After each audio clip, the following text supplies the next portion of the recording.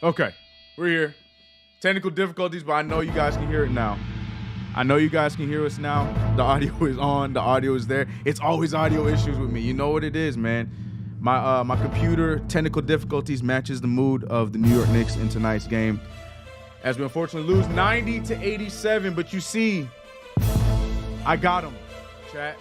You know, while we're here talking about this loss, we're gonna go into it in detail. You know, we have to. We gotta talk about it. But you know, somebody's opinions I'm really looking forward to hearing, because we've been missing this man's opinions. It's sitting to my left. You can see, you know, he was hoping he was gonna come back into this thing with the dub. Be ready to tell you guys it's okay. I got a new grill ready to show you guys. But unfortunately, the Knicks lose this one in a close one, 90-87. CK2K, along with the homie. He's back, y'all. JD Sports Talk, back in the building on a rough loss. But bro, yeah, man, how you doing? Tough one, man. Tough loss. Just want to say, you know, shout out to you guys, the team, CK, Alex, CP, Ashley, you know, TM, the mods, everyone, KnicksFanTV, Edgar, and the fans. You know, it's been a tough stretch. And I thought I was going to gash y'all up and come back with a win and say, yeah, we back. But it did not happen that way. You know, when you go through a tough stretch, games like tonight happen. And that's the negative side of being in a funk, right? And so you have a game like tonight where, you know, the effort was there, everything else was there except the late game execution. Some rotational questions, you know, things here and there that I'm sure we're going to talk about, some play calls, some philosophy and things of that nature. So tough loss, but, you know, we're here for it, and let's get ready to go. Yeah, let's start off with the big one. Like I had mentioned, the Knicks were down by as much as 20 points in this game. I saw a lot of tweets and a lot of people mailing it in after that atrocious first quarter, not even first half, first quarter, because we were able to get back into it in that second quarter. Again, being led by the second unit, Obi Toppin especially, but a lot of help there from, I thought Derrick Rose got the thing rolling, you know, and then Obi Toppin and everybody else followed. And, you know, I was saying it before we got to this game, I felt like it was going to take you know, some athleticism to keep up with them, because you know that they were never going to stop running. They are a young athletic team. You saw Scotty Barnes on the break at all times. We were just talking about how the fast break points, the differential was 21 to them, 9 to us. So you knew that they were going to be on the move, and I feel like that's what helped us in that second quarter, was the defense that turned into offense. But the big thing that we were talking about, I want you to take away with the second chance points. We cannot give up as many second chance points as we did. It's crazy how they were able to, I think in 2 or 3 separate occasions, they gave up 3 offensive rebounds in each of those times, leading that eventually led to a basket. One was a 3 by Gary Trent. Other 2 were 2-point shots. But yeah, what do you have to say? I mean, we know the Noel situation. It doesn't seem like he's fully ready. Mitchell Robinson, what's your thoughts on us giving up those rebounds in the unfortunate times that we were doing it? Now, I was concerned about that going into the game, because the Toronto Raptors are actually second in the NBA in offensive rebounds. Right. But what was disappointing about that, CK, is, you know, they're second in the NBA offensive rebounds, but they were missing about 7 offensive rebounds tonight without OG, without Precious, Achua, and Ken Birch. Between those 3 players, you were missing a lot of defensive rebounds and 7, about on average, 7 offensive rebounds. So even with those 3 players X'd out, you know, the Raptors were still dominating on that end. And the statistics are actually close when you compare both offensive rebounds between both teams. But their second chance points, second chance opportunities were the possessions that basically decided a game tonight. I mean, you talked about in the second quarter, there was a sequence where Alec Burks got an offensive rebound over Fred VanVleet that led to, you know, another shot. They missed another offensive rebound, another shot. They missed another offensive rebound, and then Fred VanVleet gets fouled. He makes 3 free throws. In the fourth quarter, you saw that same sequence again. And who gets open for the dagger? Gary Trent Jr. I thought Gary Trent Jr. was the killer tonight. He hit 4 threes against the Knicks in the first time we played them, and tonight. Again, he had 5 threes, and he had 2 key threes in the fourth quarter. At the start of the fourth quarter, believe it was about 79-77. He hits a 3. Now you extend the lead to 5. The Knicks now are kind of questioning their ability to come back. They do come back, and then you saw late in the fourth quarter, Gary Trent again hits a timely 3. I think that the game tonight was decided. They hit timely shots. Every time the Knicks were within 4, within 5, within 3, the Raptors hit a timely 3-point shot. And when we were getting those opportunities, we did not hit those shots. And that's been the story of the Knicks so far. There's been a lot of questions about the way they play, but in the end, we're not executing in key situations. We seem like we don't know who we want to go to. And then when we do go to, for example, Julius Randle, they're not productive possessions. Yeah, and that's the story. 100%. Yeah, Scotty Barnes with 15 boards, Siakam to 12, and then to your point, Gary Trent Jr. leading scorer with 24. But let's talk about that. You mentioned the key plays and key decisions, and let's just fast forward all the way to the end of the game. Where the Knicks, or RJ Barrett specifically, gets the rebound, goes straight to the rim. I thought, which was the right thing, because you saw all 4, or at least 3 of the 4 players that were down there go down with him, and then he passed it out to me, wide open Julius Randle, because I know you're gonna say, well, Malachi Flynn was there. I don't care. He was damn near butt naked open from that shot. Unfortunately, that thing went in and out. Before we even go into the out of bounds play after the challenge, or what was your thoughts on that final shot? You think that was the right call? Do you think RJ should have slowed down, got a timeout? What was your thoughts on that decision to let them play out and get that shot that they eventually got? What more can we get out of that possession? Agreed. Because on one end, when you really look at it, you can make a case that RJ could have gone up, because although I know people are going to point out he went up against Scotty Barnes. Right. Scotty Barnes has a lot of length. He is, although a rookie, already proven to be a very good defender. He gave RJ problems earlier in the game in terms of finishing at the rim. Mm-hmm. Scotty Barnes was a little off balance in his technique.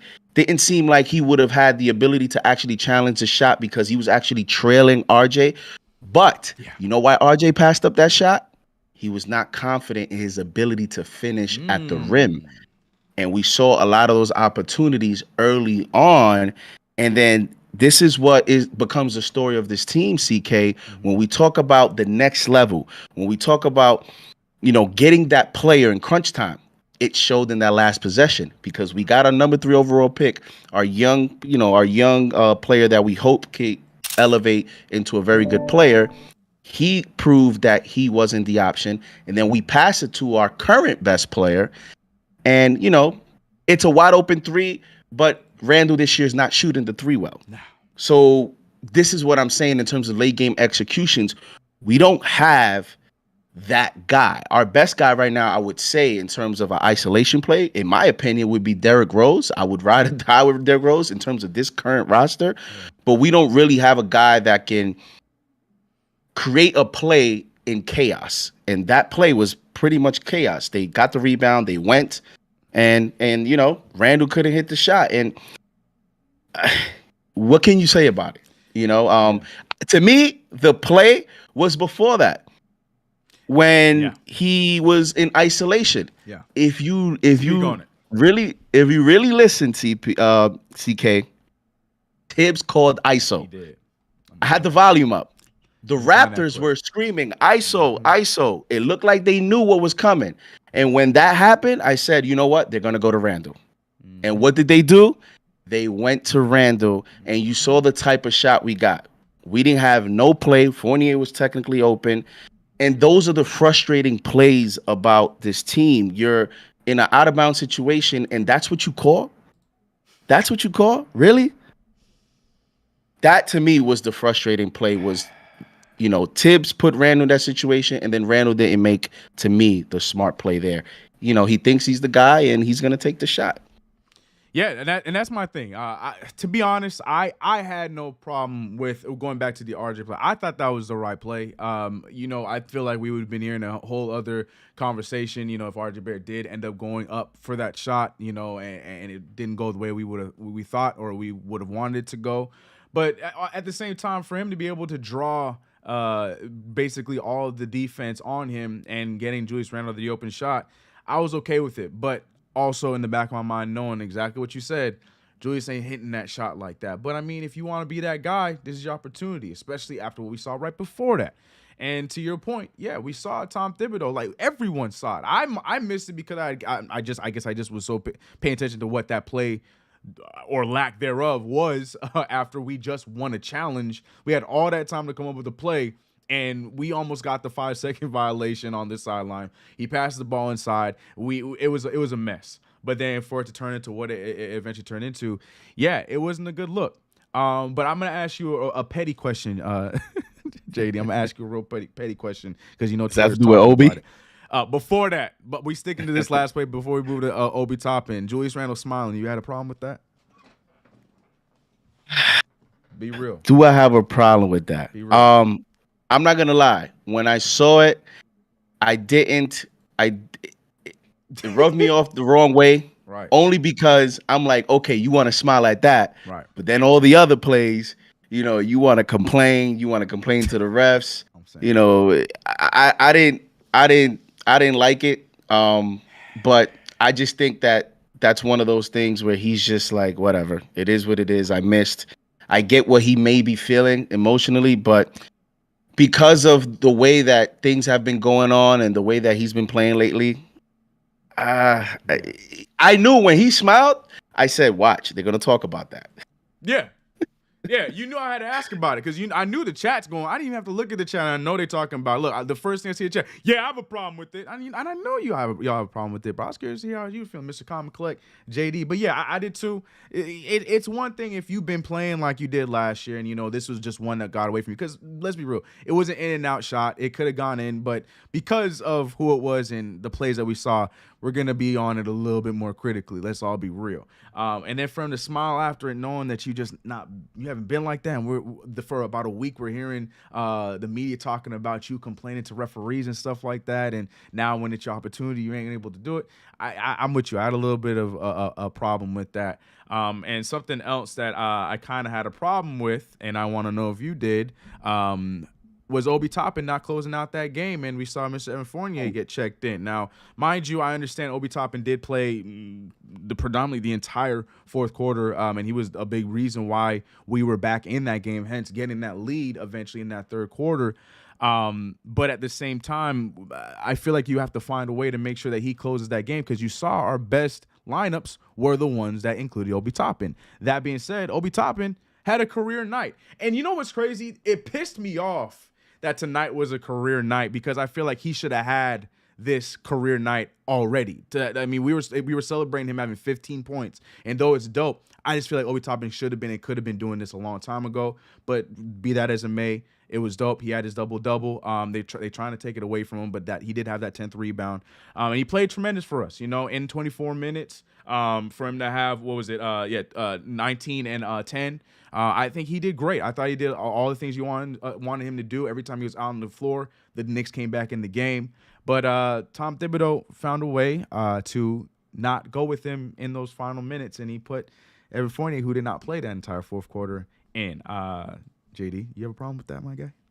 You know what's funny? I think the only reason he played 24 minutes, which still seems somewhat low for him having a career night. Yeah. Right. You know what I mean? Like, it's like, how did he not get to like 30? But I think he was playing so well to start out, and because he was part of the comeback, Tibbs had no choice but to even give him more minutes. He had no choice but to put him in these small ball lineups. And, Obi has changed the pace of our team, of our energy when he comes in the game. And even when he's not scoring, or even not hitting the three, there's something to be said about the difference of the speed that we play in, the difference of pace that we play in. And it looks like people around him also enjoy playing with him, even on the half court offense. He's setting screens. He's just active. There's activity, and we seem to have more productive possessions. Whether we make or we miss them, at the end of the day, the possessions seem to be more productive and within the concept of an offense when he's in the ball game. And listen, I know why the decision was made. He was 1 of 5 from 3. They started playing the zone, and what Tibbs decided to do was let's get more shooting out on the court. However, what look at the possessions we had against the zone when he put more shooting in. What was those possessions? And when Obi was there, the possessions were better. And so to me, when you talk about a young guy having a career night, we're not talking about a good night, we're not talking about a decent night, a career night, I'm ending the game with him. Amen. I'm ending the game with him because look what we reverted back to in key situations. ISO Randall. And I guarantee you, if Obi would have been in the game, the possessions would have been better. Whether he would have ended up making or missing the shot, or whether someone else would have ended up with the shot. You talk about them getting a few offensive rebounds in key situations. You have another body there in Obi. I'm not saying we're going to get the rebound, but maybe we do.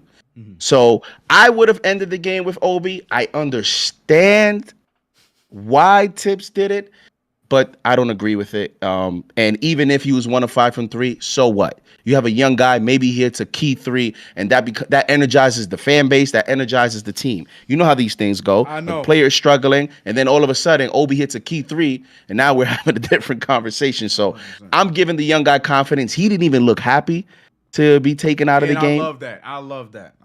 And so, Yeah. But let's hope that he builds on it. At the end of the day, let's hope that he builds on it, and let's hope that, Tibbs finds a way to give him more minutes. This has been the theme of the season. Right. Find a way to give him more minutes. Right. 100%. Free Obi is spreading like wildfire amongst the Knicks fan base. But shout out to everybody in the chat. Do you know what it is? KnicksFanTV presented by Manscaped. We are here. It's myself, CK2K, and my man JD is back in the building, holding it down for CP. He will be back in the next post game. You know what it is, just to give him a night. You know what I mean? Don't let the man have a Friday. You know what I'm talking about? But tonight, all calls will be through the Discord. If you guys do not know how to do that, there is a comment linked for you guys in the chat so you guys can find out. If you guys are aware of how to do that, all you gotta do is simply go to the Discord, jump into the lounge, and then we will get you in there. We already have about 5 calls ready to go, and we're gonna get to those in just a second. Before we do, let me read some of these super chats. We did have one when we were starting the show. Let me read that one real quick before I move on to these next 2. And it was from my man Kareem Grant. Shout out to Kareem Grant for $5. He said, "We are horrible at defending the Trey, and Julius blew a few key plays." Yeah, we ended up talking about that. No disagreement there. Blood the Panther, who in my opinion is one of the first that was talking about free Obi, dropped $5. Appreciate you. He said, "I keep telling y'all, Paul George behind Danny Granger, he's inevitable. Hashtag Obi Avengers. Hashtag free Obi." Yeah, right. He's on his own. I'm trying to tell you guys. Jay Bagel with the $4.99. I'm gonna ride. Huh? Yeah. No, I was just gonna say we don't even have a point guard like that. I mean, I know Derrick Rose, but we don't even have like that guy. And Obi showing a little bit more advancement. So gotta find a way to give him more minutes. Scary times. Yep, 100%. Jay Bago with the $5. I'm saying, he said, "Forget the 50 burger. We aiming for the sliders. Free Obi. Hashtag Bing Bong Curse." Yeah, man, I'm telling you, JD, they gonna be coming for your 50 burger. They're coming for your grill tonight, bro. Just like I'm saying. Listen, man, at this point, I get it. The whole 50 burger thing. At this point, I'm hoping CP said what, 46, 47. I'm hoping we go 41 burger. The way we're on pace, I don't know what we're gonna end up. But at the end of the day, CK, I think part of the whole, even the guys that were picking 46, 47 wins, just short of 50. A lot of things have transpired that nobody. I didn't. If I told you, Kemba's gonna be out of the rotation, completely out after whatever games it's been, that's the first shocker. And even with Kemba, I didn't think Kemba would be that bad of a liability defensively. That bad? Like that much? I mean, he wasn't even like that in Boston, And so when you talk about that, when you talk about, Randall, I think has taken a step back. Burks, to me, has taken a step back overall. The defense, Fournier. I mean, bro, Get me started on that, man. your job is to make shots. We get it. We get it. You're not a great defender. Fine. We get it. You're not a great defender. This is New York. We're going to kill your defense, but you don't play great defense. But man, you're not even hitting your shots. Like, I wasn't expecting that. And also the most disappointing part of why the 50 burger does not look likely at this point is the number one thing they did last year that's still in game, whatever it is right now, 24, 26. Energy. Why are we having this conversation at this point? Effort, energy is the topic of a lot of these games against the Pacers. That was a topic. I get it was a back-to-back, but effort and energy. So those are the things that I did not foresee at all. I don't think any of us did. A lot of people did. And this is why, they are where they are. Yep. But let's hear from you guys. Like I said, if you want to call in, you have an opinion, you want to get it out, please come through to the Discord and we will hear your opinions. We are going to start. There we go. The other fun. And I see my man Julito. I'm gonna get to Eden real quick, Julito, and then we're gonna get to you right next, King Deej. You know what it is. But let's get to Eden real quick. Let's move him over. Eden, tough loss tonight, 90-87. Knicks having some problems. We talked about it. How are you feeling after this game? Eden going. Yo. There he is. What's up, bro? How you feeling? A little. I'm not gonna lie. Uh-oh. I have some things, a little bit positive things to tell about this team. Positives, okay. All right, we might be the only caller tonight. Positives and some negatives, but there's gonna be more negatives and positives. All right, get through. What's up? All right. First, I'm actually mad at Kemba because Kemba does not have no good defense at all. No good rotation. Kemba didn't even play. Why are you taking shots at Kemba? Because I just hate Kemba the most. Ah, okay. Sorry. Okay. All right. Cool. I'm sorry. Carry on, Eden. Go ahead, bro. Go ahead. Okay. Sorry, I'm mad nervous. My bad. You're good. It was a pretty close game, but I didn't get to see most of the games because I was actually a little bit busy. But my brothers actually told me about it. They said, I don't know who, bro. I didn't even watch the game, but I'm just say some negatives and some positives throughout this season so far. Okay. The thing about the Knicks is that Obi, he's doing good. Derrick Rose, he's doing good, and quickly he's doing good as well. Rose is still doing his thing. He's like, he's getting there. He's already there. Quickly he's been knocking down some threes so far, and top it. So he's actually. What do you want to see? What do you want to see happen with your pros and cons that you have in your head? What is that one thing that you want to see change? What I want to see change throughout, just this from season? Next game? Yes.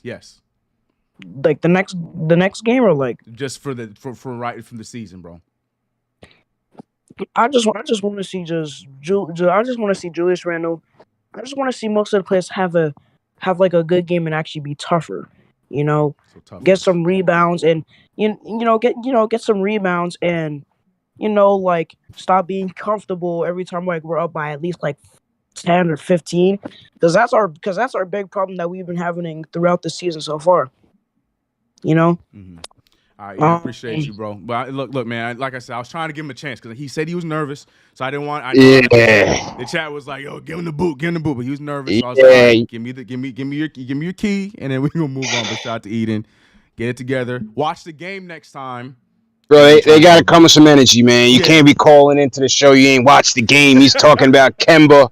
Come on, Ian, man. You all over the place, man. You got to come with some energy. Come with the points straight off the rip. You got to watch the game. If you did not watch the game, right, then just join the chat. You know what I'm saying? Just jump in the chat, yo.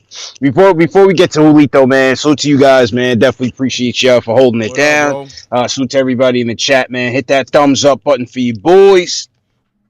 Glad to see JD came back. JD, they was talking bad about you, man, last couple of weeks, man. They said you ran off with the grill money. They said the grill was in storage. They said the Hamburglar got to you, man. They was throwing all kind of jabs at JD, man. So I'm glad you came through on a loss and faced the fire, man. You faced the music, bro. They said I was in Beijing, Yeah. cooking burgers. Yeah, man. Yeah, man. The jokes were wild, man. I mean, listen, man. I haven't been able to get the grill back. I thought I would get it tonight, but it's been a tough season so far. But I'm happy to be back though. Absolutely, man. I mean, look, I only caught the end of the game for good reason. I'll get to that in a minute. I only caught the end of the game, but from what I was hearing on the radio, obviously Obi was blacking out from the minute he got into the game. Mm-hmm. And at this point, we have no choice, man. You got to play the kid and let him get some minutes. Everybody thought I was ducking the show because my guy Burks came up with one lousy point tonight, and that wasn't the case. Yeah. That wasn't the case. All right. That wasn't the case. But like I said in the beginning, the Burks at the point guard thing is not going to work. He's not a point guard. He can play point guard. That's two different things. He can play the position, but he's not our ideal point guard, man. Tibbs, you're taking him away from his strengths. He needs to just come in the game and get buckets for us. And that's part of the reason why the offense isn't good. Do you think, know what I'm saying? Do you think CP is time? You think it's time to make another change there? We gotta go. At this point, we might just have to throw Rose in there, man. That's what I'm thinking.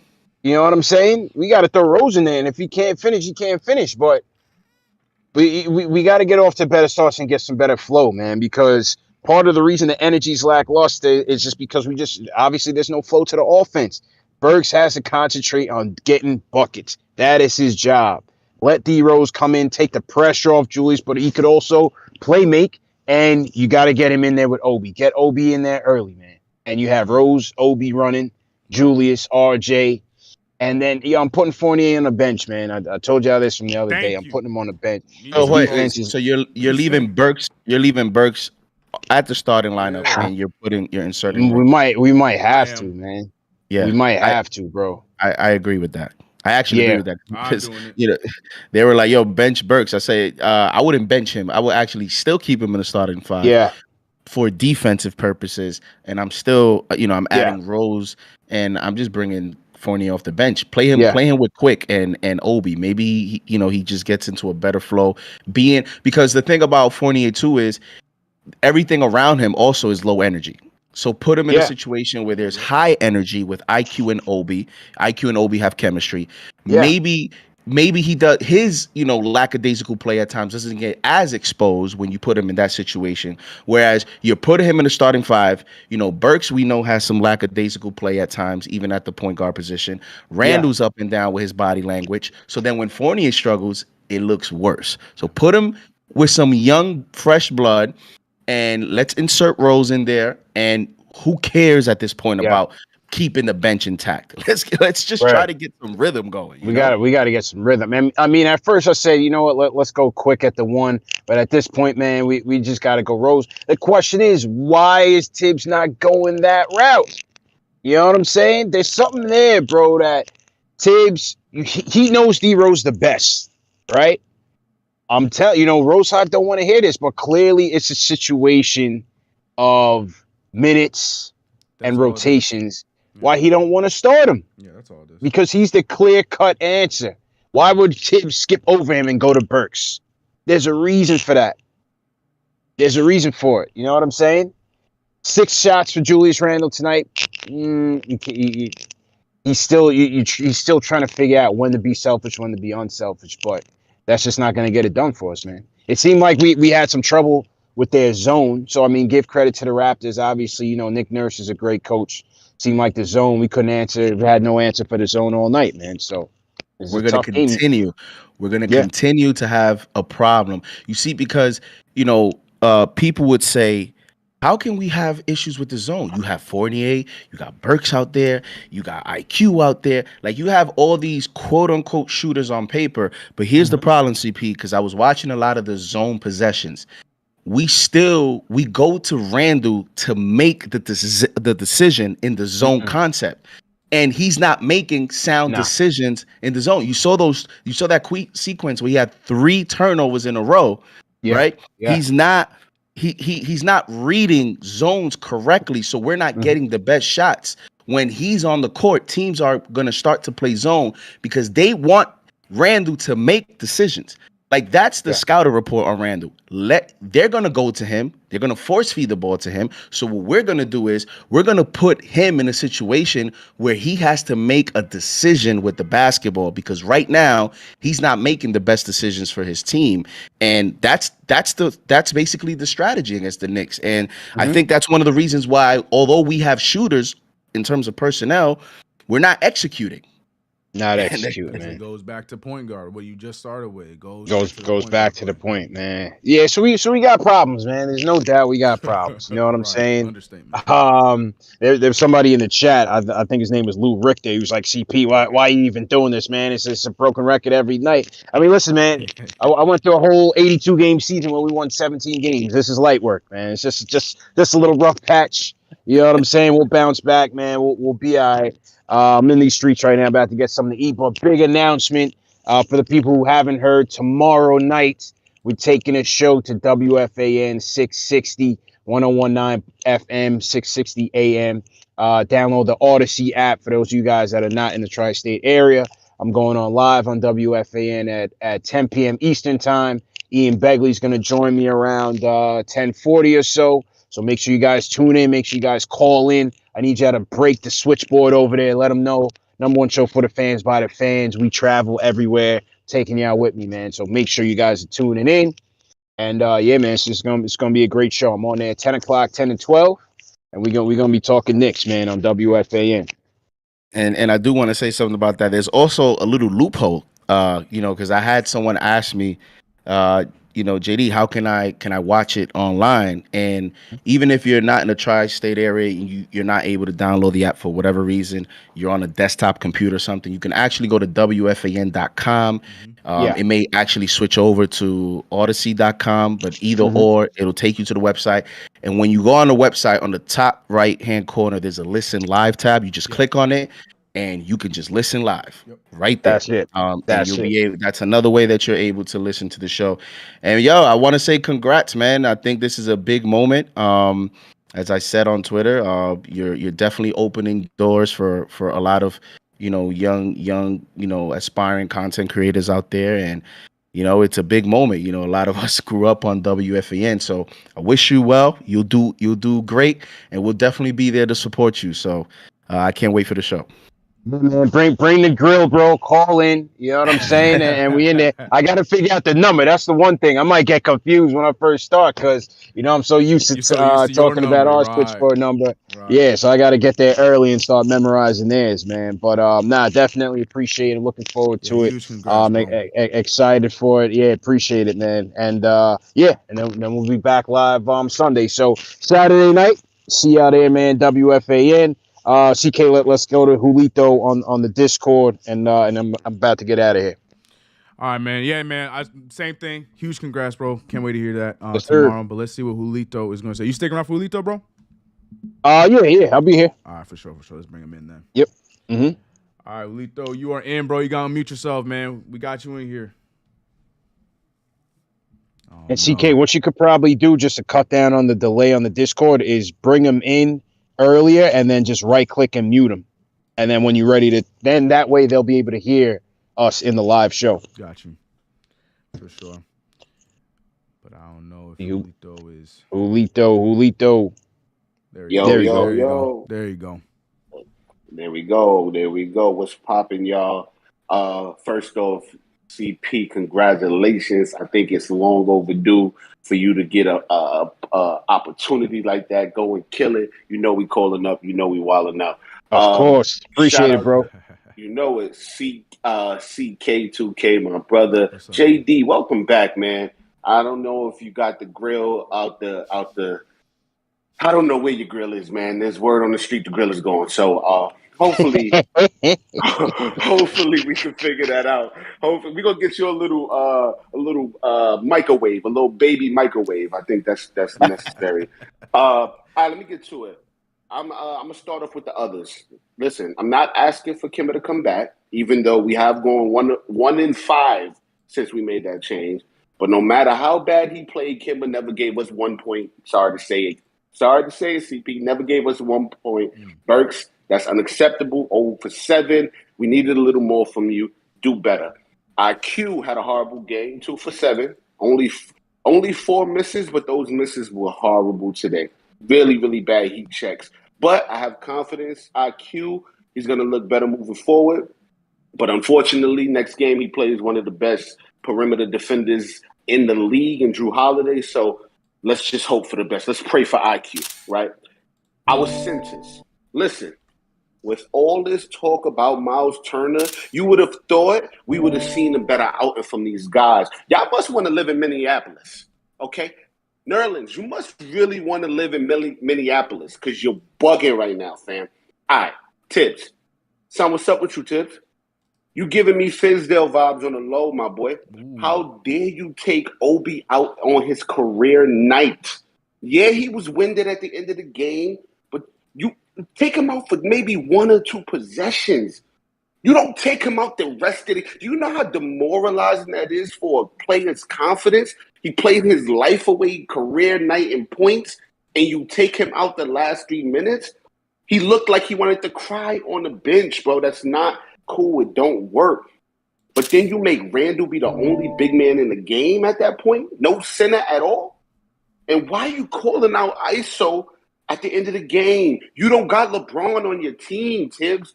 You don't got KD on your team. You should never in your life call an isolation play, Tibbs. I should never see an ISO with the players we have. Move the ball. That is how winning teams win when they don't have A1 players. You move the ball. Everybody knows what's going to Julius. Everybody knows that. And speaking of Julius, I don't even know where to begin. First off, what's so funny, Julius? Why you laughing, fam? You missed the game winner and you laughing? You all right, my boy? Why you keep dribbling the double teams, first off? You don't have a dribble and you probably never will. Why are you dribbling in the double teams? Boucher literally swept it under your feet. Then you passing it to the open man at the 3 for him to take a last-second shot.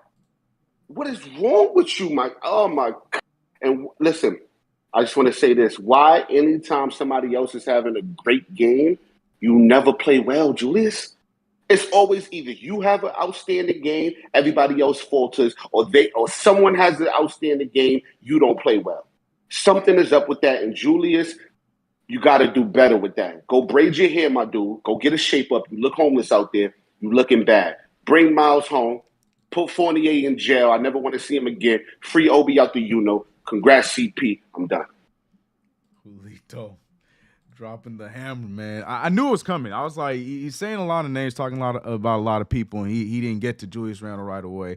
Yeah, I knew he was coming with a lot of fire. I don't know if you heard him or 2 days ago, JD, but he was hot. And I knew that I was going to continue calling in tonight. Real quick again, yeah, just one huge shout out to CP. Everybody, make sure you tune in tomorrow.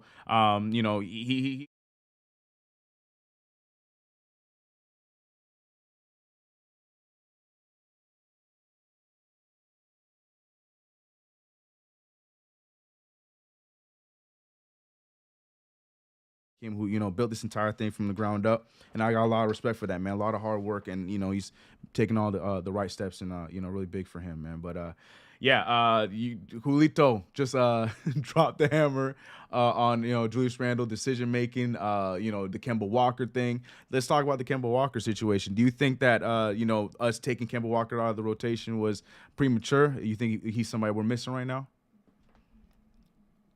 I mean, there's so many issues with this team that even if he's playing, what is Kemba necessarily solving? At this point, that has to be the question. What are we trying to accomplish? What direction are we trying to go? and what is the personnel that we need to accomplish that objective. And so, unfortunately, you add Kemba back to the mix. To me, that's kind of like starting Noel over Mitch. Like, it's just a move to make a move that doesn't necessarily solve the root cause of the team. So I don't even know if that's an answer, to be honest with you, because it's like, okay, play him. Is it going to solve something? And if what? Is it going to solve the defense? Is it going to solve the starts? Like, what is it going to do other than you're giving a well-respected New York-born player that everyone likes?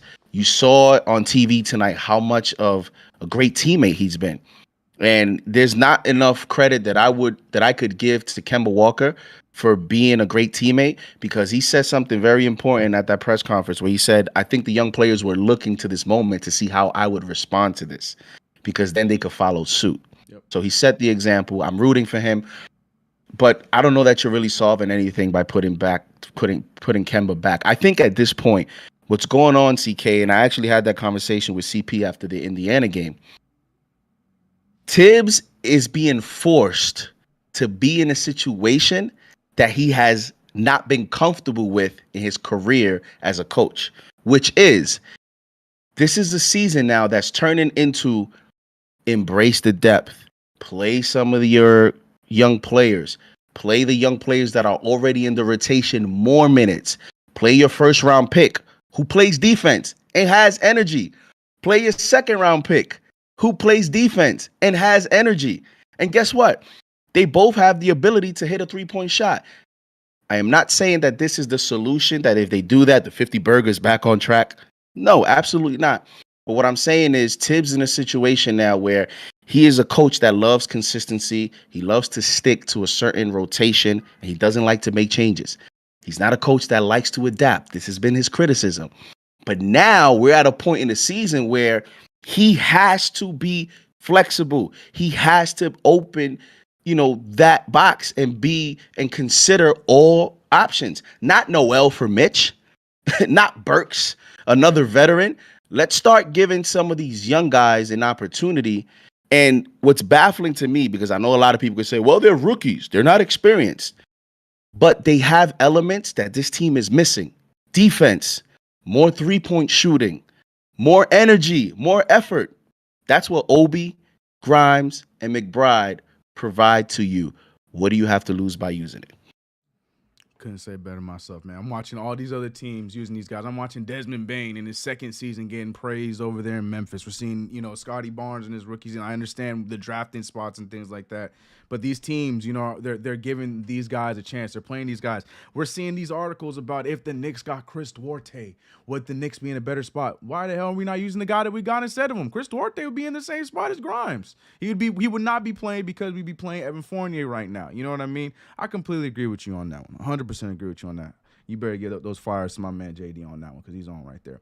All right, we got a lot of calls in the Discord, so we're going to go through these, and I need these to be rapid fire. And I know the number one that's going to get this thing going and is going to get the points out and going to point this ship in the right direction while we start off these rapid fire calls is none other than Mr. King Deej himself. King Deej, I see you in the chat, bro. What's good? Talk to him, man. Yo, what's good? What's good, man? Shout out CK, man. Run it up. CP, I hear you on the fan. I'm gonna definitely tune in. I make breakfast in the morning to that, so you know what I mean, I'm gonna tune in. That's crazy.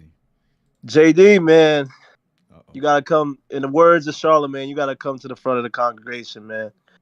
Right? I told you opening night, stop doing that 50 burger stuff, man. I had us at like 41, 42. I said the East is a lot better. So word on the street is people, they didn't even steal your barbecue, the grill. They just broke it. Like I heard they just pulled up to your crib and just broke it. And I ain't gonna lie, I was kind of leading that. So, but on a more like on a serious note, like a real serious note, because I don't want to talk about this game. I'm tired of talking about games. I'm tired of talking about situations. I'm gonna start judging this team by the organization. And this is really an organizational loss. I said that in the Pacers game, and people was throwing tomatoes in the chat. I'm not Ari. I don't care. I don't read the chat. I don't care. I'm going to just speak my mind and hang up. This team, I'm officially with Ari and I'm with Jay from Florida, and I'm with whoever else that said rebuild. And when they say rebuild, I'm not going to speak for them because Jay from Florida is talking about just tanking. Like, he's trying to get the number 1 pick. That never happens. We was bad forever. We never got the number 1 pick. We got 8, 9, 10, 8, 9, 4. We always got that. But what Ari's saying, and I'm going to defend Ari because Ari takes everything personal in here. Ari's saying when you rebuild with the timeline of the players that you already have in your roster, which means, Tibbs, you're 65, bro. You're 65 and you're notorious for not embracing death. I'm not putting Randall back in the game. Why is Evan Fournier even in the game? Why is he in the game? What did he do? Can anybody in the chat explain to me what Evan Fournier did to stay on the court for the last 4 minutes of a game? Because he can't guard me. I could blow past him. He can't guard me. So I'll just let you know that right now. I could blow past him and give him a light layup right now. This franchise, it has to stop with these Band-Aids of just every 5 to 10 years, they have a good year, and then they go all in that one good year. So when December 15th came, I told y'all 2 weeks ago. I apologize. I told y'all a week ago. We could lose every game until December 15th. The champs is coming into the Garden, and they just had a struggle against the Rockets, and they just lost in Miami. You're good. We gonna get whooped. I'm gonna let y'all know. So don't no moral victories. Enough of that. This is bad. I'm ready to officially get Turner, and I don't care what anybody in the chat says. I'm not reading it. I'm ready to get Turner. I'm ready to flip him. You know why I'm getting Turner? Because Turner actually has a pulse at center, and I actually can make, I don't know, a post move in the paint. I can actually stretch the floor, and you fit my timeline. That's what Ari's talking about. Timeline. Everybody at the same age. He just turned 25. So he's 1 year, technically he's 1 year older than Obi. And then real talk, I don't care what anybody says about this Randall stuff, bro. I don't like that smiling. If your name's not KD, if your name's not LeBron James, if your name's not Steph Curry, or if your name's not Luka Doncic, big game winners, like last minute shot makers, and the fourth, when you know it's going to them. If you are missing that shot, I don't want to see you laugh, bro. It ain't nothing funny. That's not funny. That's not funny to me. Especially when you're getting your sad on and you make a Chris Boucher and Scotty Barnes look like you're a role player. That's not funny to me. I know I'm going on a rant. I'm gonna end it real quick. The franchise, I don't want to see them commit to Tibbs and Randall. That's what Ari be talking about. You don't commit to Band-Aids. And Monte Ellis was over Steph Curry the same way Julius Randle is over Obi Toppin. And yes, Obi Toppin is not Steph Curry. All right, so don't go on a rant. Yeah, no, I'm not dumb. He's not Steph Curry, but you have to move somebody out the way, bro. You have to stop this. This is not a play-in team. This is a draft lottery team. I'm done. Peace and love. All right, King Deej. Yeah, we've been getting those calls a lot lately, JD. What's your thoughts on going back to a tank? I hear it, but at the same time, I feel like it's very dramatic. We're still 25 games in. I understand, it's a lot to take in, a lot of moves that we could be making, but just speak on what King Deej said. I think it's still early. I think it's still early to have trade conversations. At all? Like even these Miles Turner ones? I still think it's early. Okay. You know why? Because you don't know. First of all, we don't know what their demands are. Because we all love Obi and IQ and all that, but what if Indiana wants that player? I said the same thing. You know what I mean? Yep. So in terms of conducting business, yes, we'll talk about it because that's what we're here for, and it's fun and all that. But as a actual front office, you wait until the trade deadline because there's certain values of picks, depending on what the team records are at that point, that could dictate an offer. Today, Indiana, a lot of teams early on ask for a lot more than what they actually do by the deadline. You have the deadline against you, and there's certain circumstances that pop up. Then teams are trying to get rid of a player. I don't know that, with Miles Turner, you have to pay him. You have to pay him. He has a year and $18 million left. And, given it's a tough question. When you look at the East, Celtics, do you know the Knicks are 3 games back on the loss column from the 4th seed? Yeah. Yes, a lot of people say the East is much better. but it's still not the West, in my opinion, because the West are top heavy. There's no Warriors on the East right now in terms of record wise. Yes, the Brooklyn Nets are the favorite, but you got the Suns. You got, you have a lot of top heavy teams in the West. Where in the East, yes, it's better in terms of quantity. But to me, other than the Nets, I don't see a championship like, oh my God, everybody is crunched up. There's a lot of talent in the East.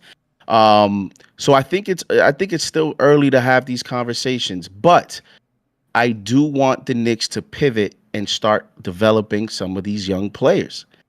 Because what other direction are we going for? If we're sitting Kemba Walker, who's a veteran, and we still have him for one more year at $8 million, then why not start playing some of these young guys? Let's create a nice mix. We don't have a point guard, so why is Burks the point guard? You know what I mean? Like, there's a lot of questions right now with this team that, to me, doesn't make sense. And I think before you decide to trade some of these young assets, you got to find out about Grimes. You got to give McBride some minutes. Like, you have to give your roster minutes before you say, let's trade this guy, let's trade that guy. You got to know what you have on your roster first. Yeah. And you said the key thing for me that has me leaning on that rebuild, but also wanting to stick to where we are right now, and that's the mesh. I think that's one thing that we don't do well enough. I used some examples earlier on. We're watching, teams like, like I said, the Hawks. You can even throw in like the Grizzlies and stuff like that, where they do play their veterans, but they are also letting those draft picks that are proving themselves and that are playing well. They let them get some rotational minutes, and I feel like that's the one thing that we have not done on a consistent basis. And it's not that our younger guys are not good. We're just not giving them that opportunity, that Emmanuel Quickly opportunity. Even Obi Toppin, who I feel like has been good in all the games, and I can't really think of one bad game. He's not even technically getting a good opportunity. JD, you said at the top, he played 24 minutes, but it really didn't feel like 24 minutes. For the night he had, it felt like he should have been around that 30-minute mark. You know what I mean? I think that's my big key. Like you said before, I'm looking at trades, or even if we're able to make a move where we don't have to give up any of those young pieces. But like I said on Wednesday, chat, you guys heard me say it. If we're talking about the Indiana Pacers, there is no way in hell that look. I would love Miles Turner, but there's no way in hell that any deal that we are making with them they are not going to at least try to pry one of these guys from us in Obi Toppin, in Emmanuel Quickly, in Quentin Grimes, and any of those guys, along with Mitchell Robinson or Kevin, whoever the case may be. But they're gonna try. It's the Pacers. They're in the division. Like that's what they're gonna do. So if that's what's going to be a part of the deal with any of these deals, which I wouldn't be surprised the case is, then yeah, like JD said, I'm not looking at those trades right now. It's way too premature to be doing stuff like that. So that's why it's hard for me to pivot towards rebuild when I just feel like we're not in a place where we have the assets to do anything like that, because we're playing through our veterans and they're not playing well. So what are we giving up for who? Our veterans don't look attractive, so they're gonna take all the pieces that we want long term, and then we're gonna look. I'm gonna leave it at that, but. Yeah, like you said, I would like some trades, but I'm with you that it might be too soon because we don't even know what we're giving up without giving them up way too early. What if you give some of these young guys minutes and Grimes and McBride are giving you energy, they're giving you defense. Right. You go on a little 4-game winning streak. The way the East is, you go on a little 4-game winning streak, you're jumping like 5 slots. Everybody's, crunched up. To me, the East is the Nets and the Bucks.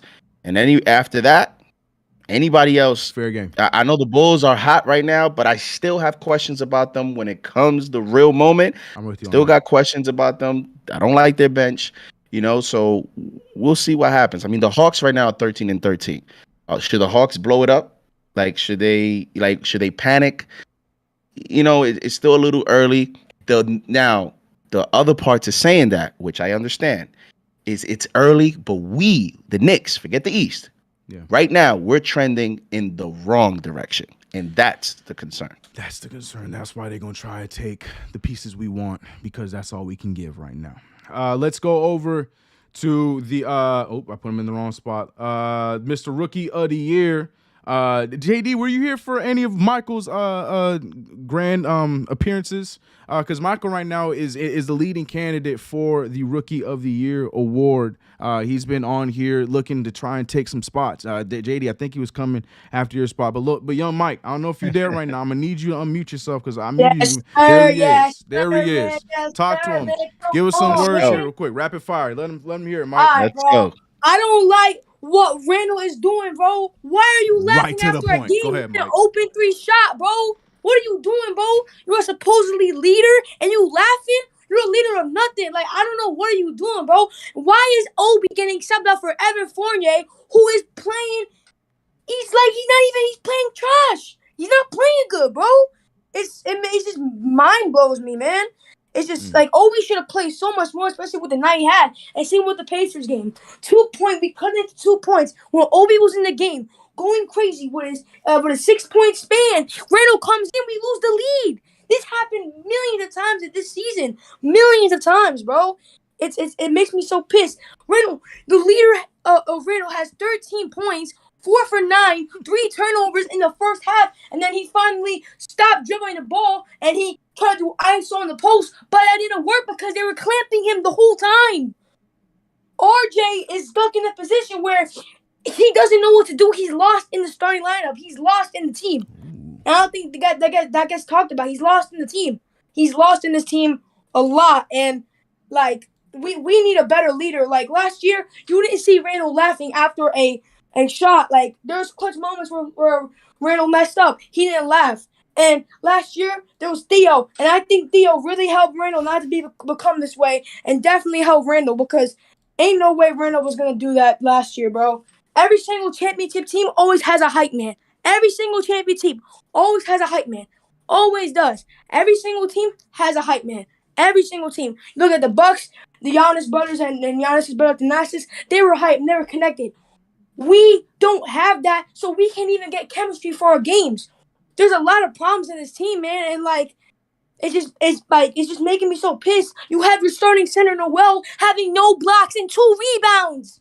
He was getting bullied. He was getting absolutely dogged in the first quarter until the third quarter where he finally dunked. He's missing wide open dunks. You have a starting center who's missing wide open dunks. How are you in the NBA? It blows my mind, man. It makes me so mad, bro. Free Obi, free all the young guys, man. And Randall, I'm gonna trade you, bro. You look like a homeless mop, bro. I swear, man. Let's go, man. Go ahead, Rookie Mike. of the year, take it. Let's go. Salute, man. Let's go, man. I love that. Good energy, man. He bounce. Go ahead, Mike. Rookie of the year. I'm trying to tell y'all, man. Y'all gotta come in like that. That's how he brought the energy, brought up immaculate points, took his shots at who he needed to take his shots at. And that's the thing. Like, I see the chat talking about it. Yeah, he was there complimenting RJ Barrett on Wednesday, but he's ready to turn around and shoot those shots at RJ Barrett. Nobody's safe. Nobody's safe. Mike does not play around. I love that. That's what callers. Take notes. I need to come Mike. Yeah, talk to Mike, man. Go ahead.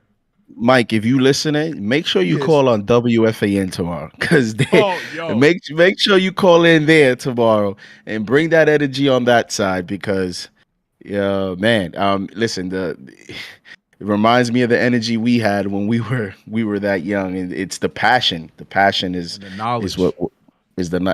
Absolutely. The passion and the knowledge is what makes it special, man. Yeah, that kid knows what he's talking about. Yeah, Mike. Yeah, go ahead. Yeah, for real. Make sure you call in tomorrow. I don't know if it's too early for you, bro, but you might make sure you call in tomorrow, and you know CP would love to hear from you for sure, or too late. You know what I meant.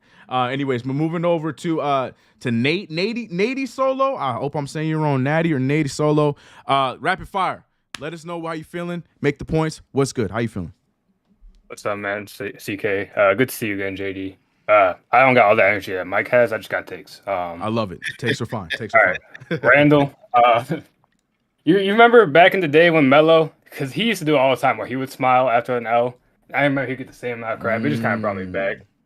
You know, he did. Obviously, Randall's not on the same level as Melo, but it is what it is. And I think that's the main point. I think that's the main point. We were saying it.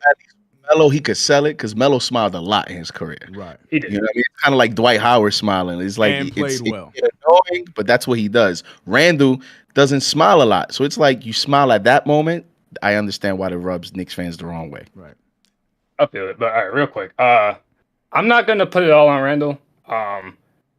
Randall, he is what he is. Like, we know he doesn't deal with double teams well, but it's just a matter of talent on the team. We don't have the guy who can ISO, and every team, for the most part, they don't use ball movement at the end of the games. They go with ISO so they don't turn the ball over and they get a shot up. I get why they went to Randall. Obviously, he's not that guy. It's not gonna work out. Is what it is. RJ had 16 shot attempts. He got the ball when he needed. He didn't shoot that efficiently, but what I liked is that he got to the line a lot. That's good to see. I like him seeing go to the basket more.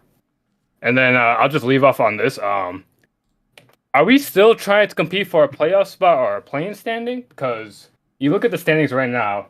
Who are we going to? I can see us surpassing the Raptors. The Celtics are still okay, but it's like the East is solid, and especially in that middle part. So, are we trying to sneak into that play-in spot? Are we still playing the vets or making a push, or do we switch over to the young guys? I'll leave off on that. Thanks for taking my call, man. Yeah, I love that. Appreciate you, Natty. You know what? Unfortunately, I think that is the goal. It doesn't look like it because we are not playing well. But if Tibbs is going to stick to his ways and continues to play, Fournier starting and playing all these vets and the vets getting the minutes over the young guys, my head is saying that Tibbs believes that this is the unit that is trying to get to the playoffs. Though, is that going to be the case? That is yet to remain to be seen. But JD, according to his last question, what's your thoughts on that?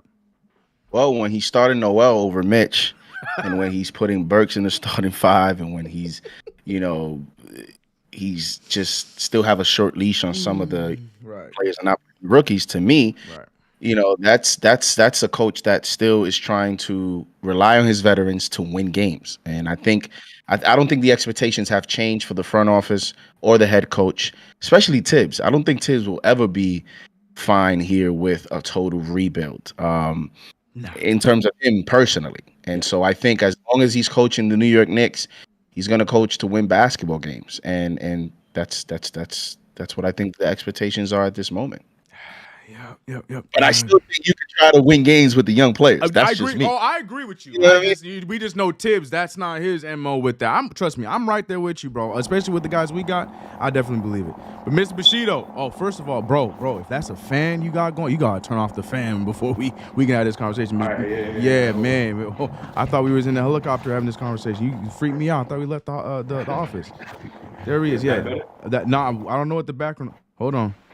There you go. Thought I was in the airport. Yeah, for real. Yeah, you would know. You was just coming from the airport. Yeah, JD getting flashbacks, man. Hold on.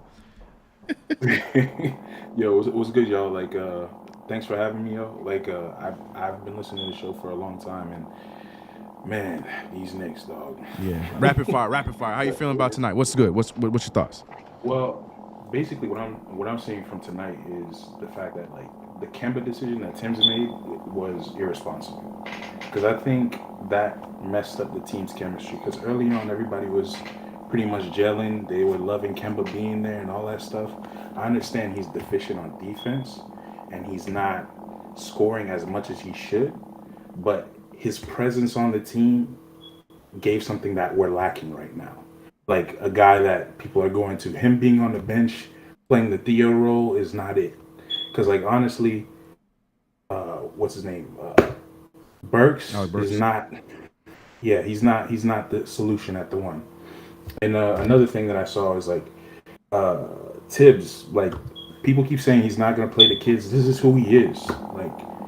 If you're not 24 or older, Tibbs is not trying to play you, give you no time. So for me, I think I agree with Jay from Florida about some stuff. Jay's an MVP tonight. Golly, go ahead. Our draft picks aren't as valuable to us anymore. For as long as we're going to commit to Tom Thibodeau, he's not going to play the young guys that we draft. Unless they're some type of phenom. By some chance we get Paolo Banchero or what's his name? That dude from Gonzaga. He's not going to play them. So for me, I think the Knicks should be looking at other players. People are talking about Dame and all that stuff. They're other guys that could really make great difference. I think somebody like DeJounte Murray, there's rumors that he's available. That's somebody that could run the offense, be a great defensive asset, and also be a leader and not have Julius bring the ball up all the time. And then, of course, Miles Turner.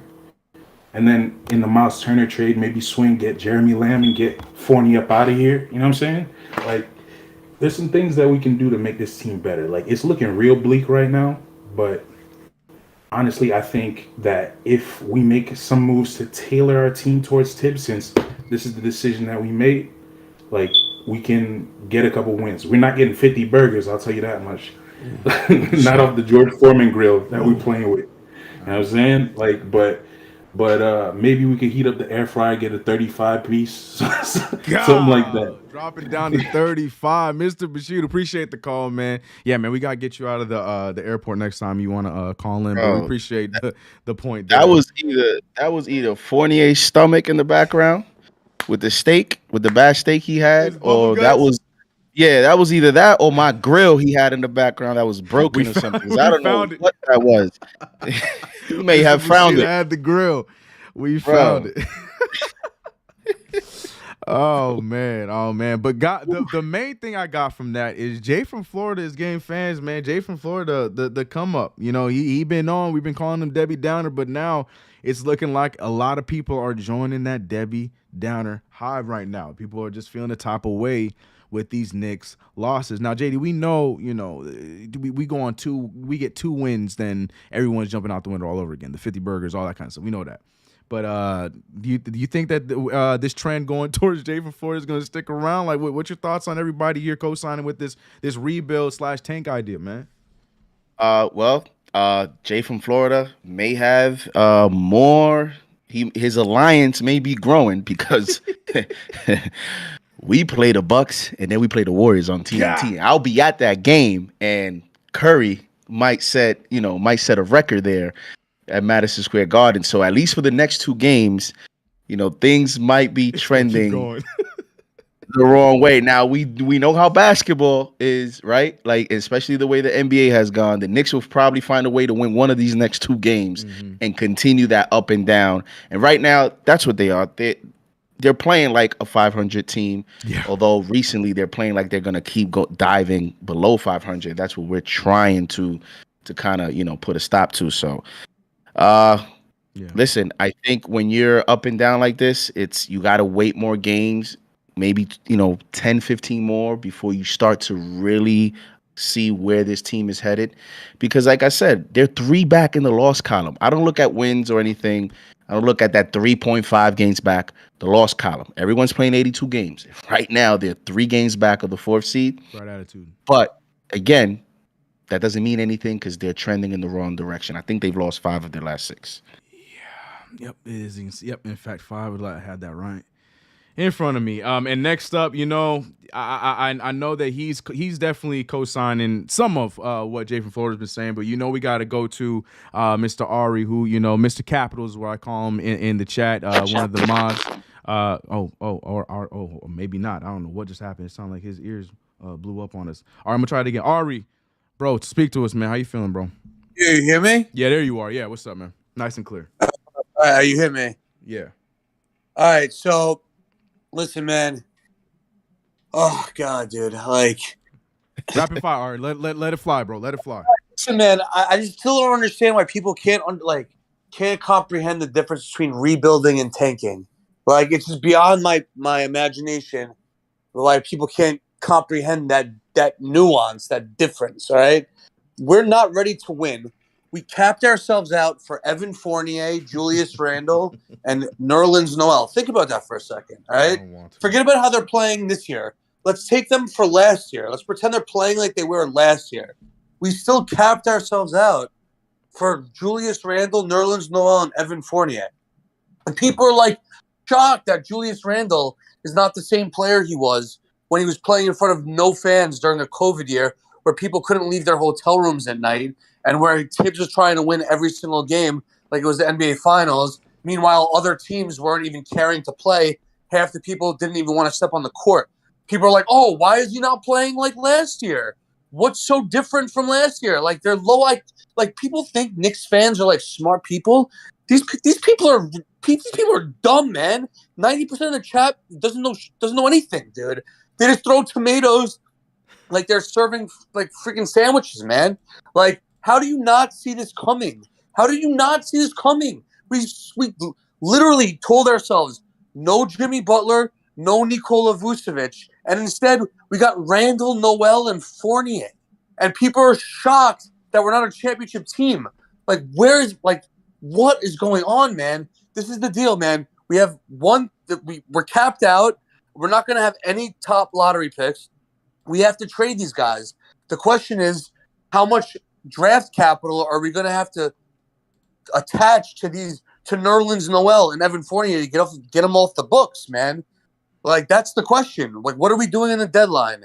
Because that's the only chance we have of getting better. And I know people are like, oh, we don't have to trade anyone now. It's only been 20 games. It's only been this. Even last year when we were at our ultimate peak, we got washed in the first round by a 5 seed. Like, come on, man. Like, you have to think in the big picture here. We're not trying to compete, man. We're trying to build a chip, all right? And it's like, now we're going to have to part with draft picks in order to get off these bad contracts. And it's just unnecessary, man. It's unnecessary. So I'm tight.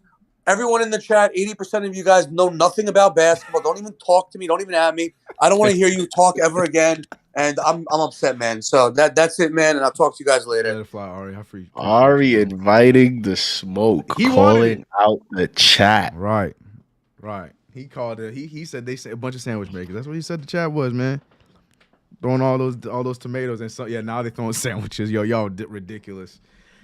And you know what? I get the frustration. I really do get the frustration. And we've said it several times tonight because though we want to see this team go to the playoffs, it is frustrating when we have guys like Obi Toppin who are in their second year that seem ready to make those steps, and we have the opportunities to give them those steps when there are games like tonight or games like Indiana and games we've seen in the past where you can play him out there along with Julius Randle. It's not the same case of Julius Randle stopping him from playing. No, there's instances now where they can play together, and we've seen that it can work, but Tibbs is still playing him for 16 minutes, 20 minutes, maybe 24. Those are the kind of things that are frustrating. And then, Grimes, who when we're talking about we need defense and we need energy, and Grimes is one that's basically what he does. He's not playing. Yeah, those kind of things do get really frustrating. But like you said, it's not going to get any better here in the next few games. Maybe we might surprise. We might do one of those things where the Knicks play up to the talent that we're playing against. I don't know. But yeah, man, it is frustrating times. I hear you, Ari. Let it fly, bro. But the sandwiches now you're getting a full sandwich now. You're not getting just tomatoes, bro. They're throwing full sandwiches at you, my guy. We're gonna get through the rest of these calls. We're gonna do rapid fire, and then Angel, stay on deck, bro. We're gonna have you close out the show for us. But we have a few calls here that we're gonna go through. Rapid fire. Get your point out. Let us know how you feel.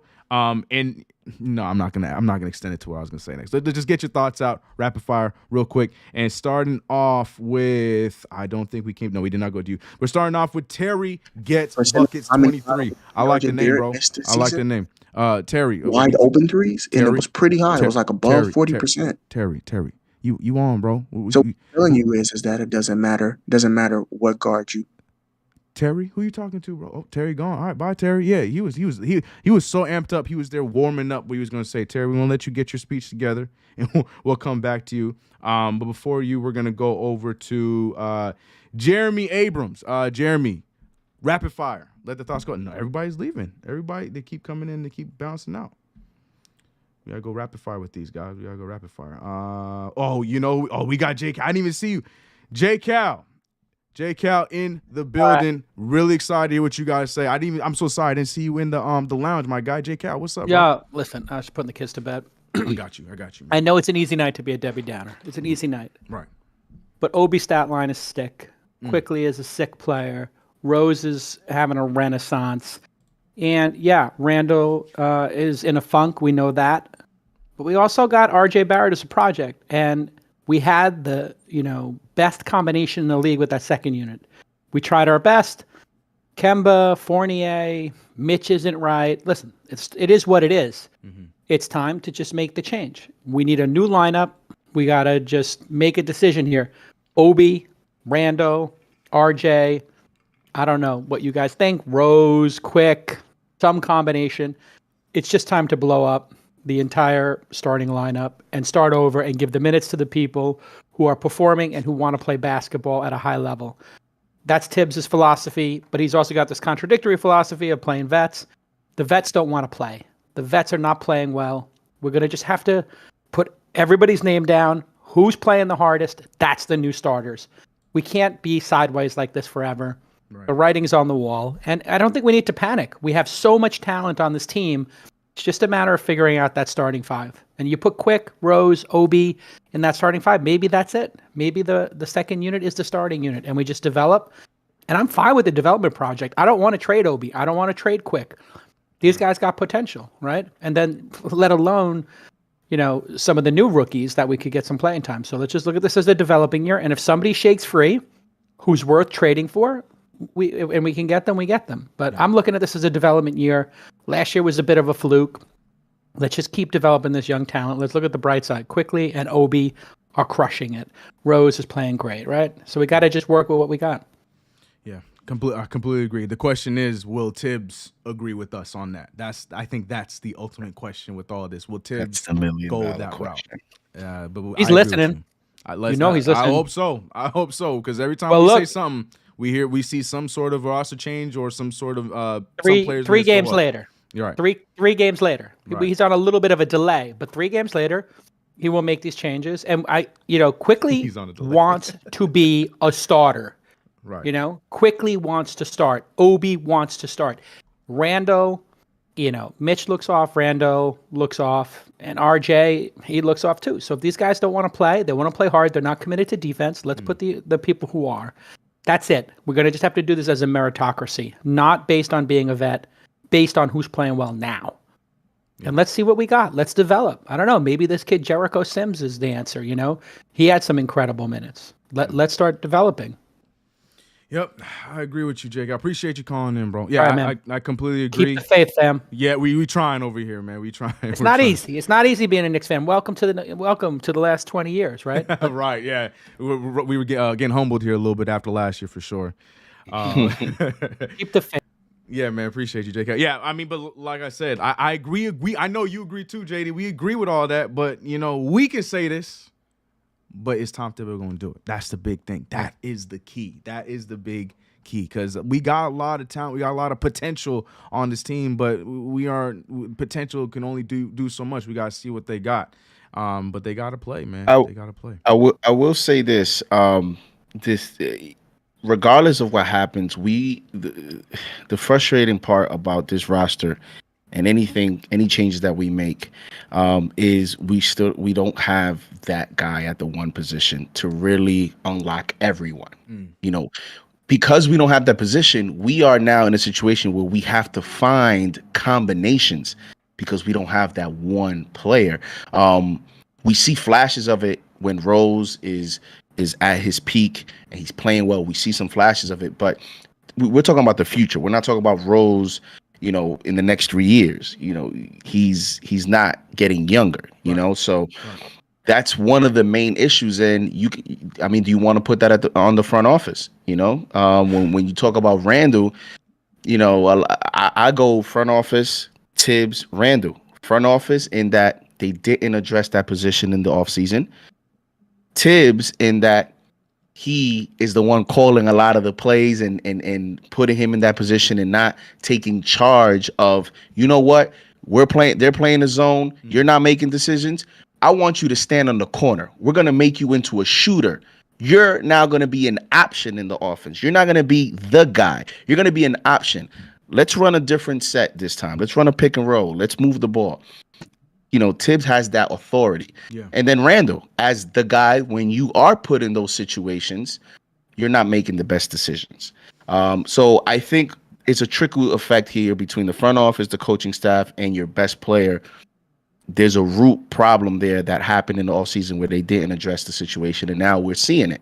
And got to play some of these young guys, man. I'm telling you. And it's so strange because I get it. He doesn't play young guys. But, Grimes plays defense.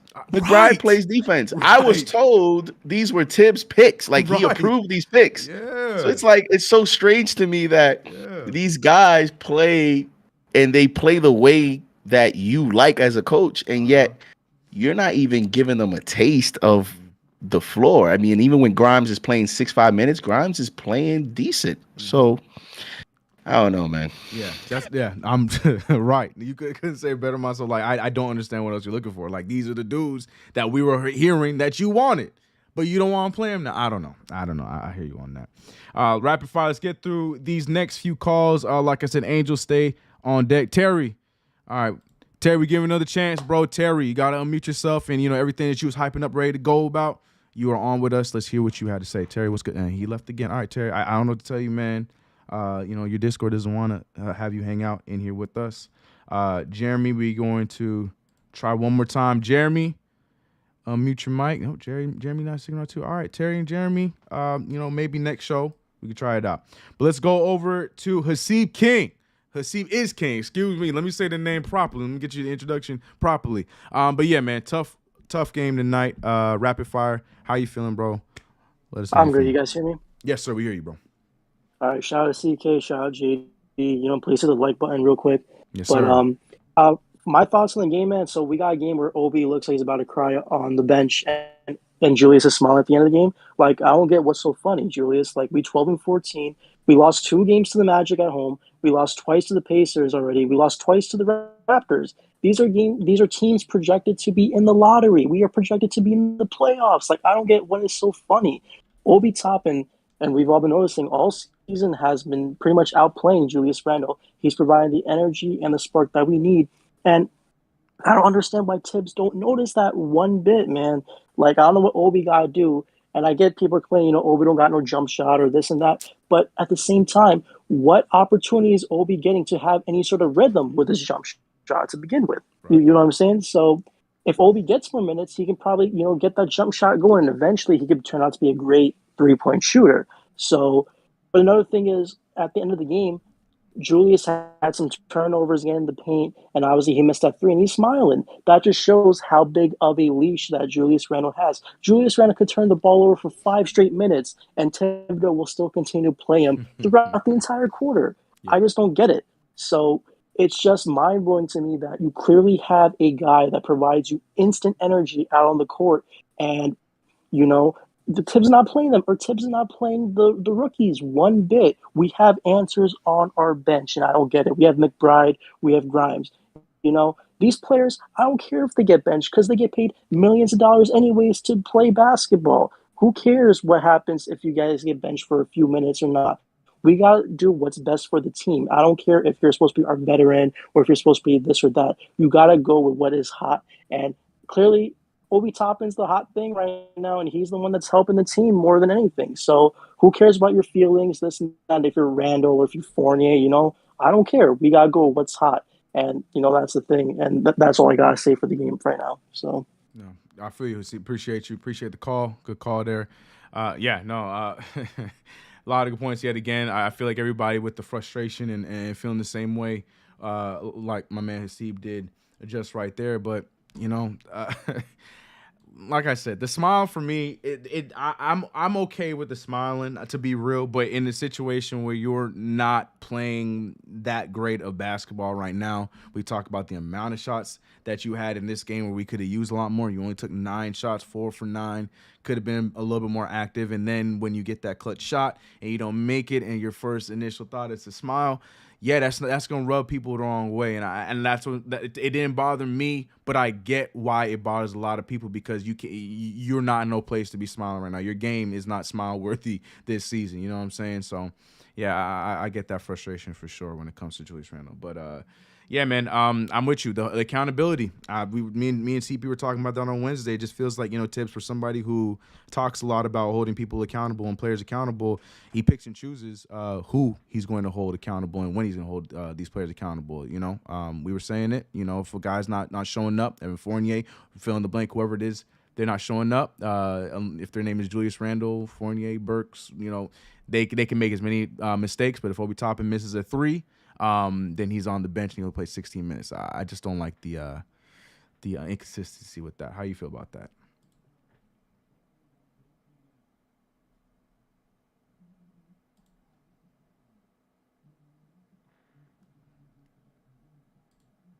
Oh shoot, JD, I lost you, bro.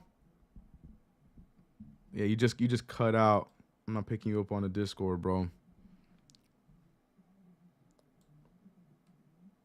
Uh-oh. Here, mute yourself in the I'll mute you in the Discord. Just unmute yourself on the Zoom and just carry on. You hear me? Yeah, I hear you on the Zoom. I can't hear you on Discord, but I hear you on the Zoom right now.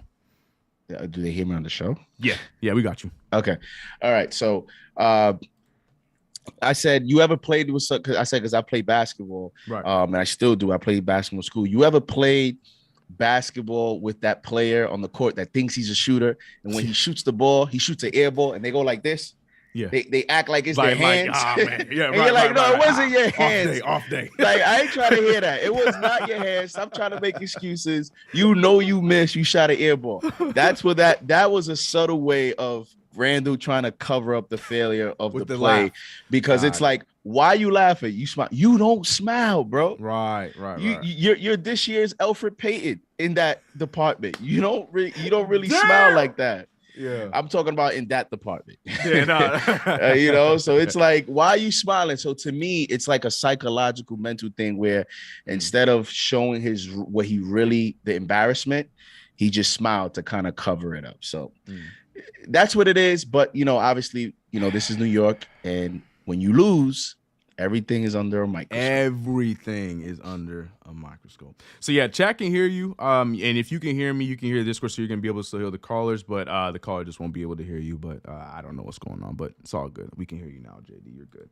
All right, so let's get to. I think we have one more call before we hit up Angel. Kyle, you are the second to last caller. Then we're gonna wrap it up with Angel, and let's hear what he had to say. I saw he posted a video on Twitter, so I know he's frustrated. So let's hear what he had to say. But before we get there, Kyle, I need you to unmute yourself. Rapid fire. Get your thoughts out. Kyle going once. What's up, bro? Hey, you guys hear me? Yes, sir. Hear you loud and clear. Hey, let me just mute the TV real quick. Sorry, but I think I'm just coming on and talk to you guys tonight. One thing that I really miss is, I know we hated Alfred Payton so much, but he did bring that point of attack defense, having a guard that could defend. We see out at Chicago, they got Caruso and Lonzo, and they really locked from the point, and I think that's what we're kind of missing this year. So I don't know, when we were playing the Spurs, I kind of just got the idea, what if we traded for DeJounte Murray? We could kind of run an offense. Yeah. He plays a lot of defense. He plays defense well. He's a good point of attack defender, and he'll kind of stop guards kind of just flooding in the paint and giving Mitch and Noel a chance to, go up and contest with them. Just want to hear what you guys think about that. Yeah, appreciate you, bro. DeJounte. He's one of my top three. My favorite point guards, my favorite young point guards, my holy trinity is Shai Gilgeous-Alexander, DeJounte Murray, and Ball brother number 1, Ball brother number 2. I'll take any of those three guys with whatever trade it takes. But I think we missed the boat on a DeJounte Murray train. DeJounte Murray's been playing out of his mind in silence. I understand the Spurs are not playing well. We know that Pop is on his way out, so there might be a chance. But it comes back to what we said at the top. What are our players doing right now? Absolutely nothing. So DeJounte Murray suddenly becomes a lot more expensive for a team like us. So that's my only argument against a trade for DeJounte Murray, because it's going to be way more expensive for us because of Fournier, where we would possibly throw him in the deal. I know his money does not look good, but if he was at least playing well and he could have been a good vet for that team, that could have helped us out, but he's not playing well right now, and you can go down the line with a lot of these players. So I just feel like, as great as that would be on 2K, in real life, we are just not, none of our players right now, we're not in a position to do something like that unless we're giving up our entire youth to get them. And as me and JD been saying on that, I don't know if I'm willing to do that. Do you agree, disagree? What's your thoughts on it? I know you said you're not ready for trades, but did that continue with this? Can you hear me? Yeah, we hear you. Just want to make sure. Okay, yeah, just want to make sure. Yeah. I think the Knicks are just in a tough position, because when you talk about a player like DeJounte Murray, who is an ascending player, he has a team-friendly contract, so the Spurs are going to want a ton of assets if they're even going to consider trading him. I know there was rumors last season, but I think this season with his increase in play. I think that's I don't know that they're looking to trade him. And as far as the Knicks, when you're looking at players like Miles Turner, these players are in their mid-20s. Here's the issue. You trade a Mitch or a Obi or someone or IQ, you trade one of these young players, you're taking away assets for the big trade. And so to me, the best course of action right now is to develop what you have and raise their value the highest that you can, and then make a decision then. Right now, a lot of these players, they're at their lowest value, in my opinion. Even RJ. Yeah. I don't think RJ is at the best possible value that you can get to assess the way, what's the direction you want to go as an organization. And again, these trades, man, and you see the way, Drew Holiday and a lot of these players that are mid-tier players, they're getting 3, 4, 5 draft picks in return. So these trades are not going to be easy when you're talking about other teams' good players. Just put yourself on the other position. Yeah. If you're Indiana, you want to rebuild, you got to go to that owner and you got to sell a Miles Turner trade. You think they're going to just take Noel in a pick? No, I don't think so. They're trying to rebuild. Rebuilding means they want pieces to continue the youth movement that they have. Well, youth movement in quotation that they're going to try to build around over there. Meaning they're going to want somebody youthful from us as well. So I just don't feel like it's realistic for us. And to your point, nobody on our team is attractive right now. Nobody on our team is attractive. You imagine we trade Obi, right? Let's say we trade Obi, and the next game, Obi has the night that he had tonight. And some, because he ain't going to just play 24 minutes, JD. He going to play more than 24 minutes over there. He going to be in his 30s probably. And he doesn't even have his 3-point shot yet, and this is the risk that you run as an organization. You see a night like tonight, right? Yeah. So you go, man, all right, we trade Obi. And then let's say Obi increases his 3-point shot. These are some of the things that you may regret later on. So it's a tough position. You develop your young players, then you make the moves that you need to make. Yeah. I agree. Right now, it's not the moment because we just ain't got it. we ain't got it.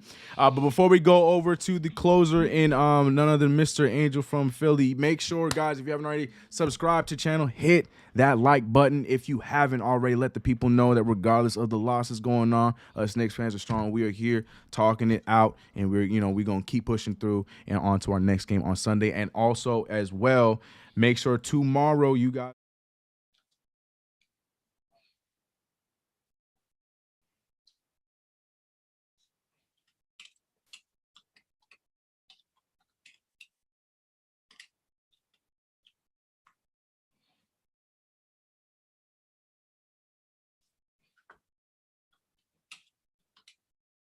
So I'm gonna let y'all handle that one there. But yeah, make sure you go support them, homie, tomorrow, as well as subscribe here as we continue to try to get that 100K subscribers over here. Anyways, with that being said, this man, you know who it is. We don't need to give this man an introduction. Y'all like to say that he don't call unless Ashley's in, but what's going on tonight? I don't see Ashley, just me and JD's mean mugs on here, and he's still calling in.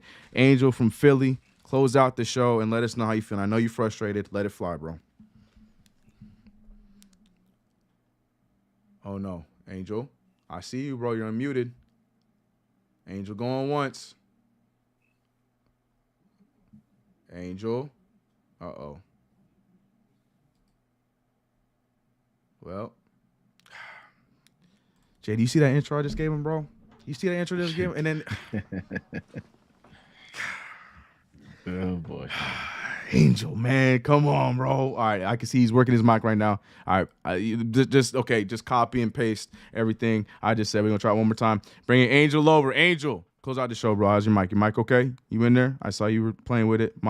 Angel going once. Come on, man. We already had Terry tonight. We can't have Terry and Angel. Come on, Angel. Going once. Going twice. All right. Well, you know what? Sometimes it's just like that. Angel, you know the vibes. I'm sure with everything you had to say, just make sure you call him tomorrow and let CP know it on WFA. And it's all good. It happens. It's just one of those nights. But people, We appreciate you guys. We're going to go over some of these. We have some super chats that we have to go over. If you guys could hear, I didn't realize y'all could hear the Snapchat going on in the back. That's me taking pictures of the super chat so I can read them at the end to make sure that none of them go unheard. So we're going to go through that right now. He said he can't hear me, but we can't hear him. The Discord was working fine. I can. Okay, we'll try. Okay, Angel, you got one more chance, bro. Angel. Yeah, I think it's a wrap for tonight. It's all good. Angel, it's all good. It's a wrap. It's all right. We got other shows. It's all good, Angel. It's all good. We're gonna wrap it there though, y'all. JD.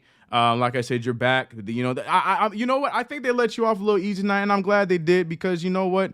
These people they gonna act like they weren't there with you on this, you know, the 50 burger thing, and they gonna take shots at you talking about they trying to take your grill and all those kind of things. But I'm glad you're back, man. You know, the takes were needed, takes were missed, and I'm glad to have you here. So I you know, since we didn't get that final call, JD, I think it would be proper for you to send us off and let us know how you feeling going into Sunday's game, bro. Talk to me. Well, we play the Bucks on Sunday, and it's going to be a tough game. But listen, at this point, you know, the next two games are going to be tough games against the Bucks, against the Warriors, but it's a long season.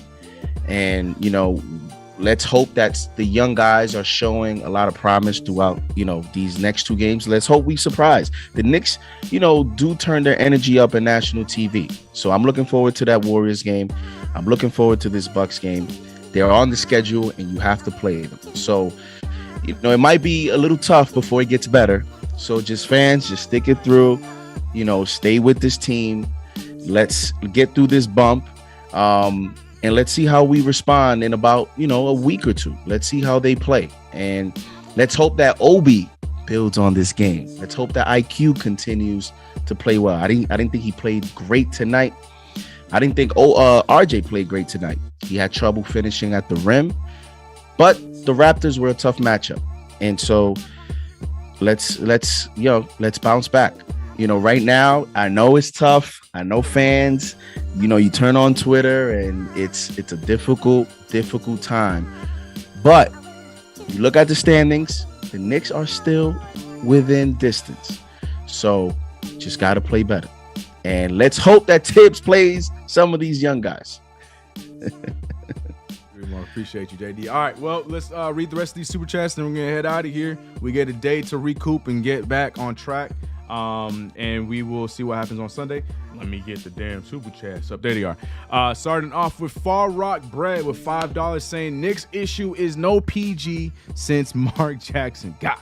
A PG makes Obi's floor Sean Marion. It's a guards league. Randall ain't it, but signing him was a necessary evil. That's a good point there, too. Paul Robinson saying with the $2, appreciate you, Paul. He says, y'all heard Tibbs hate on Obi post-game, right? No. Oh, Lord. Yeah. He actually, for those Obi fans, oh, Lord. If you're an Obi fan, definitely go on YouTube, check that Tibbs post-game. I know the Obi fans are going to say that he was hating because Tibbs was talking about he showed a little bit of resistance. Okay. You know, they were asking him about what he thought he showed, and Tibbs kept going back to, well, he still needs to be a complete player. He still has a lot of growing to do. Literally, this is what he said. And I'm like, I get it. He still does. He still needs to get better at defense. The three-point shot still needs to get better. But is this really the night to say that? Is this really the night to talk about that? So for those that watch the post game, I'm sure when you look at it, you'll know what I'm saying. Damn. Yeah. You know what? Yeah, I'm gonna check that out after the fact. That's crazy. Paul Robinson once again with $5 said, 1, there's only one way to free Obi. ... He said, 2, if Randall isn't going to be the focus of the offense, then free Obi.